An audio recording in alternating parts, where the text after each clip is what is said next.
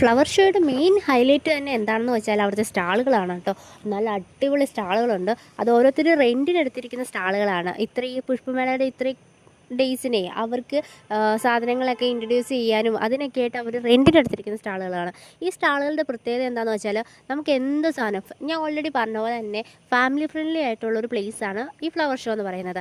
അതുകൊണ്ട് തന്നെ ആ പരിസരത്തുള്ള എല്ലാവരും എപ്പോഴും ഇവിടെ കാണും. നമ്മളിപ്പോൾ ഫാമിലി, പ്രത്യേകിച്ച് വിഷുവിൻ്റെ ടൈമിലാണ് അത് കണ്ടക്ട് ചെയ്യുന്നത് തന്നെ. ആ ടൈമിലേക്ക് വരുമ്പോൾ തന്നെ അവിടെ അത്യാവശ്യം എപ്പോഴും ഫാമിലി ആയിട്ടുള്ള ആളുകൾ എപ്പോഴും ഉണ്ടായിരിക്കും. അത്യാവശ്യം നല്ല ഒരു രീതിയിൽ ആൾക്കാരുണ്ടായിരിക്കും, നല്ല തിരക്കുണ്ടായിരിക്കും. ആ രീതിയിൽ തന്നെയാണ് അവർ അറേഞ്ച് ചെയ്യുന്നത്.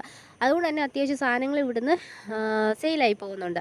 നമ്മളൊരു സ്റ്റാൾ എടുക്കുവാണെങ്കിൽ ആ സ്റ്റാളിൽ അത്യാവശ്യം സാധനങ്ങൾ, എനിക്ക് മെയിനായിട്ട് ഹൈലൈറ്റിൽ ഇഷ്ടപ്പെട്ട ഒരു സാധനമാണ് കേട്ടോ ഈ ഒരു ടോയ്. പിന്നെ ലബുബനെ കണ്ടു, പിന്നെ കുറേ ഫോണിൻ്റെ കവർ കണ്ടു, പിന്നെ ഒരു കുഞ്ഞി പാവക്കുട്ടിയെ കണ്ടു.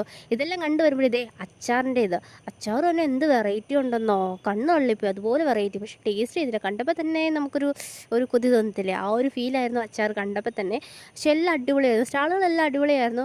കൂടുതൽ ആൾക്കാർ വാങ്ങും എങ്കിലും അവർ കണ്ടുപോയിട്ട് പിന്നെ വന്നിട്ട് അത് വാങ്ങുകയുള്ളൂ, എല്ലാം കണ്ടു തീർത്തിട്ടേ വാങ്ങുകയുള്ളൂ. പിന്നെ കുട്ടികൾക്ക് ഇഷ്ടപ്പെടുന്ന രീതിയിലും അതുപോലെ തന്നെ ഗേൾസിന് എല്ലാവർക്കും ഇഷ്ടപ്പെടുന്ന രീതിയിൽ കുറേ ഇതേപോലെ മാല, കമ്മൽ, ബോ ഇതൊക്കെ ഉണ്ടായിരുന്നു കേട്ടോ. എല്ലാം അടിപൊളിയായിരുന്നു. പിന്നെ കപ്പിൻ്റെ സെക്ഷൻ വന്നപ്പോഴേ എനിക്ക് ഞെട്ടിച്ചത്, 3 കപ്പിനോ 4 കപ്പിനോ കണ്ട് 100 രൂപ വരുന്നുള്ളൂ. അത്രയ്ക്ക് അഫോർഡബിൾ ആയിട്ടാണ് എല്ലാ സ്റ്റാളുകളും ഈ ഫ്ലവർ ഷോയിൽ ഇവർ അറേഞ്ച് ചെയ്തിരിക്കുന്നത്.